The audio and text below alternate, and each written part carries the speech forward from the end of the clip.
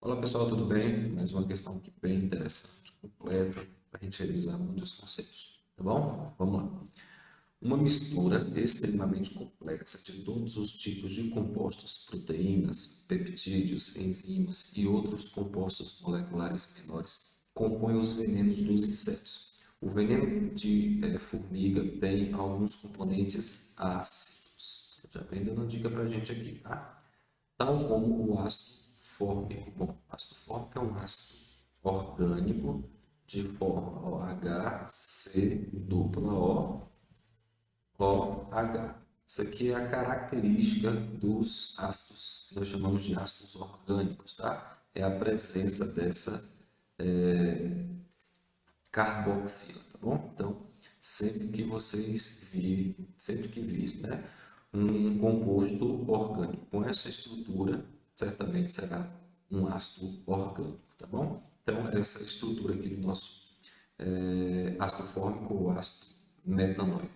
Enquanto o veneno da vespa tem alguns componentes alcalinos. Pessoal, o alcalino está relacionado à base, por isso que as bases chamadas fortes estão ali na família, né? São aquelas bases ligadas, em que a hidroxila está ligada aos elementos da família 1A e 2A, alcalinos e alcalinos terrosos. Então, os compostos básicos que são formados por esses grupos de elementos químicos formam bases fortes com um caráter alcalino muito acentuado, tá bom?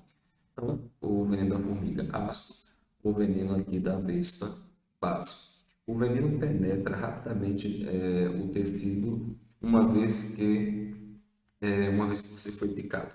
Bom, sobre o veneno dos insetos, pode-se afirmar o seguinte: a gente vai fazer algumas considerações sobre esse veneno.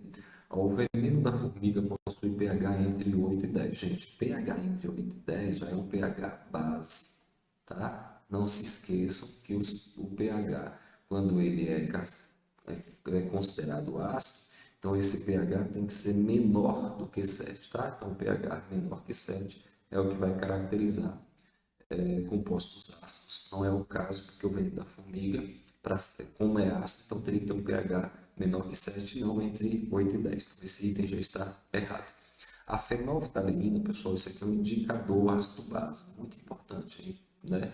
É fundamental que você conheça essa substância e saiba quais são as reações que ela sofre em meio ácido, em meio base, em meio neutro, tá bom?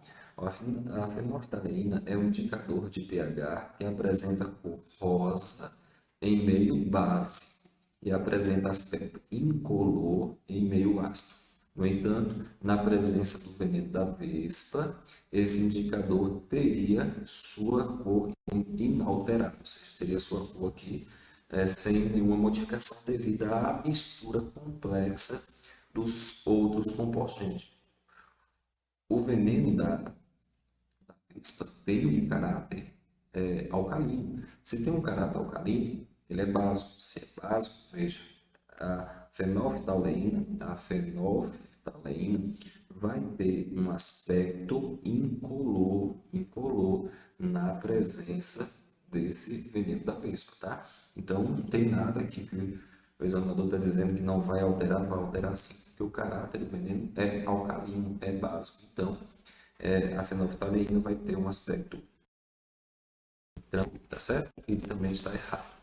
O veneno da formiga, formado pelo ácido fórmico de forma H2CO, né? CO, ó, H2, 1, 2, 2H, carbono, está aqui, oxigênio, 1, 2. Então, essa é a forma aqui estrutural e aqui é a forma molecular. Poderia ser neutralizado com o uso do bicarbonato de sódio. Pessoal, acabei de falar do bicarbonato de sódio no item anterior, na questão 1. O bicarbonato de sódio, como a gente viu, o Na, né, HCO3, é considerado aqui um hidrogênio sal, por conta da presença desse hidrogênio, mas quando você olha, portanto é um sal, mas quando você olha a origem desse sal, você percebe que ele tem, né, a sua formação a partir de uma base muito forte, que é o hidróxido de sódio, e do ácido carbônico, que é um ácido extremamente fraco. Então veja só, eu vou conseguir neutralizar em tese o veneno da formiga utilizando o bicarbonato de sódio, que tem um caráter que tem uma base, na sua formação tem uma base forte, eu vou, sabe por quê? Ó, se nós abrirmos aqui a estrutura desse ácido, a gente vai ver isso de maneira mais evidente. Então, na presença da água, né? A gente está falando aqui dos ácidos de arrênio, das bases dos sais. Então, o Na mais, esse Na mais o hidrogênio carbonato, está aqui, na presença da água, H+, eu já vou deixar aqui a água aberta, tá? Então, o que nós vamos perceber? Esse sódio positivo vai se juntar a esse hidroxílio, então vai formar aqui uma base forte. Então, nós vamos ter NaOH, que é o hidróxido de sódio, é uma base forte, e nós vamos ter a junção desse ânion com o hidrogênio positivo e vamos ter a formação do ácido carbônico. É um ácido fraco, né? O ácido carbônico H2CO3 é um ácido instável, ele se quebra facilmente em água e em dióxido de carbono. Então veja, já que o bicarbonato de sódio tem, né, uma base na sua origem, uma base forte e um ácido fraco, a base, o caráter básico desse sal vai prevalecer. E se o caráter básico vai prevalecer, então eu vou conseguir, a partir desse sal, neutralizar esse ácido a partir desse sal, que, como eu volto a dizer, tem um caráter básico. Ele tem, né, na sua origem uma base muito forte. Então, realmente, é possível fazer aqui a neutralização do veneno da formiga, formado por ácido fórmico de fórmula H2CO3, poderia ser neutralizado, sim, com o uso do bicarbonato de sódio, perfeitamente conforme nós detalhamos aqui, tá bom? Então, essa é a nossa alternativa, vamos ver as outras. O que diz a letra D? Segundo a teoria do Arrhenius, o veneno da vespa em água possui mais íons hidrônios do que o veneno da formiga. Pessoal, o íon hidro, conforme o Arrhenius, é aquele composto H+, né? Aliás, H é H3O.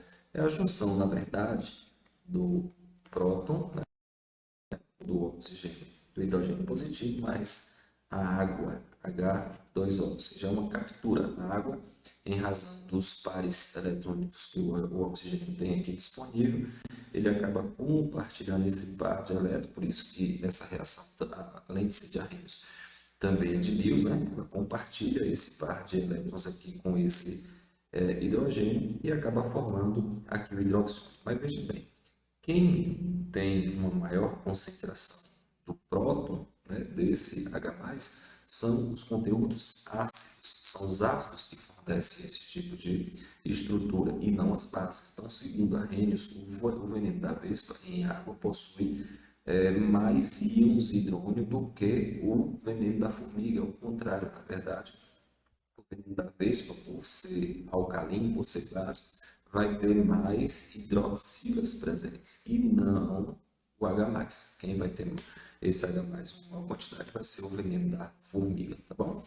E por fim, o veneno de ambos os insetos não produzem soluções aquosas condutoras de eletricidade. Pessoal, condutoras de eletricidade são os famosos eletrólitos, tanto as bases, né, principalmente as bases fortes, como os ácidos, principalmente os ácidos fortes, eles sofrem, no caso das bases, a dissociação iônica, no caso dos ácidos, a ionização, e ao sofrer dissociação ou ionização, eles liberam íons positivos e negativos nesse meio aquoso, e isso permite, no caso, a condução elétrica. Então, tanto a base, né, tanto o veneno da vespa como o veneno da formiga vão sim produzir, né, eletrólitos, vão sim conduzir eletricidade. Tudo bem? Então, realmente, questão correta aí, letra C. Até o próximo item, pessoal.